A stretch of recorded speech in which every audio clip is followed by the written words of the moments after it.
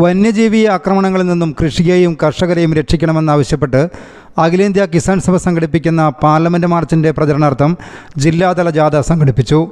കൊട്ടിയൂരിൽ ആരംഭിച്ച ജാഥ പാടിയോട്ടുചാലിൽ സമാപിച്ചു. സമാപന സമ്മേളനത്തിൽ ജാഥ ലീഡർ കർഷക സംഘം ജില്ലാ സെക്രട്ടറി എം പ്രകാശം മാസ്റ്റർ സമരപരിപാടികൾ വിശദീകരിച്ചു.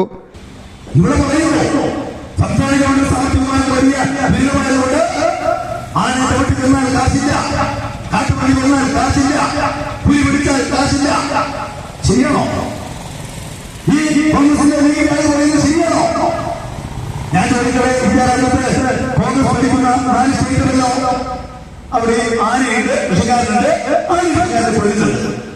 എത്രയാണ് കൊടുക്കുന്ന കോമ്പൻസേഷൻ പറയട്ടെ? 1,00,000 ഉലുവ അല്ലേ? കേരളത്തിലോ ഇന്ത്യയിൽ ആന കൃഷിക്കാരനെ കൊന്നാൽ ഏറ്റവും വലിയ ആനുകൂല്യം സ്റ്റേറ്റ് കേരളമാണ്.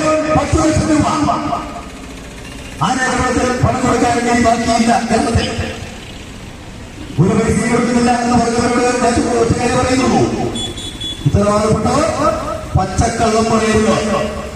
പിണറായി വിജയൻ രണ്ടാമത്തെ ഗവൺമെന്റ് വന്ന് ഈ കഴിഞ്ഞ 3 കൊല്ലക്കാലം വൈദ്യുതി ചക്രവർത്തി പരിക്കേറ്റ കൊല്ലപ്പെട്ട ആളുകൾക്ക് എത്ര പണം കൊടുത്തുവെന്ന് നിയമസഭയിൽ പറഞ്ഞിട്ടുണ്ട്.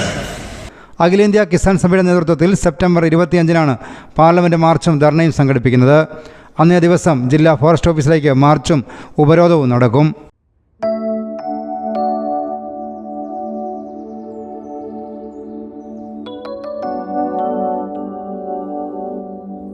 ഏട്ടാ വാവ എവിടെ? ഇവിടെ ഉണ്ടായിരുന്നല്ലോ. മോളെ വാവേ കണ്ടോ? ഇല്ല. ഇവിടെ എവിടെ പോയി? വാവേ, വാവാച്ചി, വാവേ, വാവേ, മോളെ,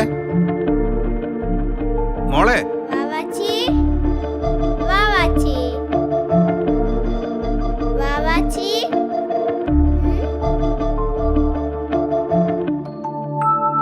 അമ്മേ, ഇടന്ന് വന്നോക്കേ.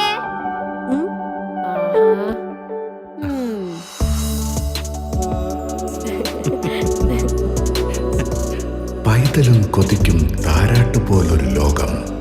Soyo, the ultimate bathware solution.